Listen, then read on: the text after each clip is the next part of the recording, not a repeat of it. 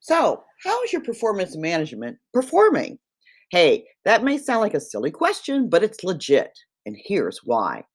I know that performance management, particularly for managers, can be challenging. And without some basic knowledge to navigate the terrain, it feels like you're stumbling in the woods, can't see where you're going, and don't know how to get out. And wish you'd never entered it in the first place. That's why LinkedIn Learning asked me to create a course written specifically for managers on how to manage employee performance problems. Now, don't let the coursework deter you from checking it out.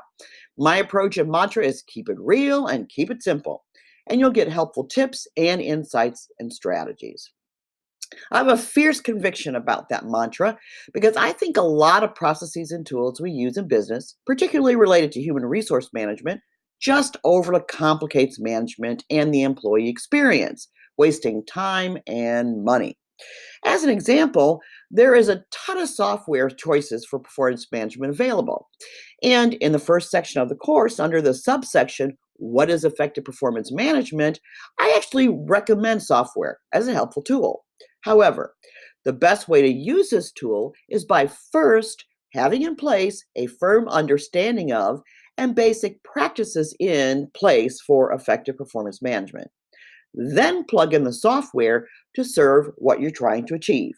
In all things tech, you want the tech to serve you, not you serve the tech. For me, as a course author, one of the best aspects of creating the course was being able to infuse my expertise in connecting human behavior to better business outcomes. That's why you'll find it practical. In fact, I want to share with you one of my favorite sections that amplifies my motto: keep it simple and keep it real. I want to share this with you because even if you never take the course, you glean the gist of how easy and uncomplicated effective performance management can be when you understand and include a few simple principles of human behavior. In part four, continuous information feedback, I use this example. Quote, Imagine for a moment the early days of commerce where you had skilled proprietors. Let's say, let's use a blacksmith as an example. He runs a small business making horseshoes. Initially, he is able to handle all the business himself. However, as customer demand grows, he has to hire apprentices. To quickly train the apprentices to meet growing customer needs, ongoing daily learning and feedback must occur. We can envision basic performance management was conducted. It wasn't an option if the business was to succeed. Now, in fact, how the feedback was given wasn't an option either. So that needed skills could be quickly developed, the feedback had to be timely, direct, and meaningful. And it's highly likely that in any given time, the apprentices knew exactly where they stood in terms of their performance. Now, here are the key points. Number one, this is a simple, logical scenario that explains the basics of effective performance management that anyone can successfully implement.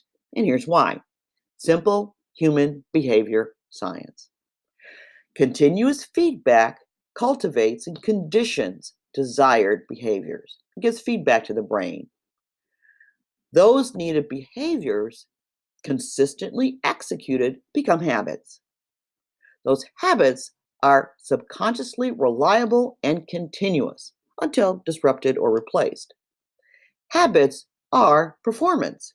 In fact, they are automated performance.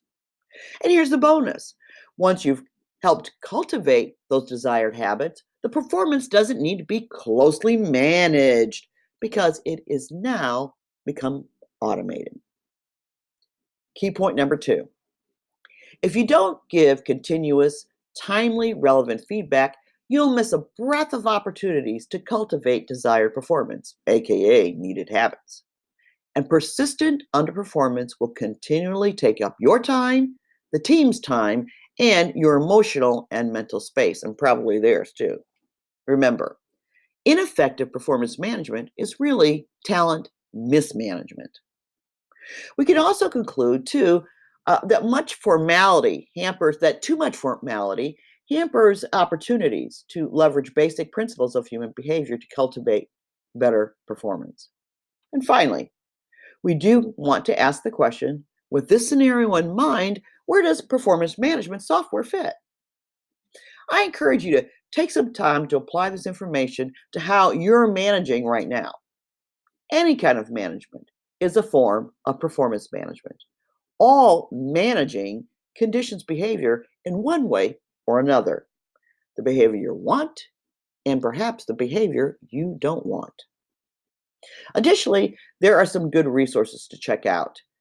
There's GrowSum, which has a very popular employee feedback tool. Also, too, Synergita is a great performance management software. And you may want to check out my latest executive briefing book, The Human Quotient, the most potent force for your business success. It's complimentary at our website, and it teaches you how to connect human behavior to better business outcomes. I also have the HR organizational point of view called Managing Employee Problems, which is my first LinkedIn course. And all of that is available on my website or at linkedin.com in one of my published articles. So have at it, have fun. Remember, you can easily improve your performance management with some basic human behavior science.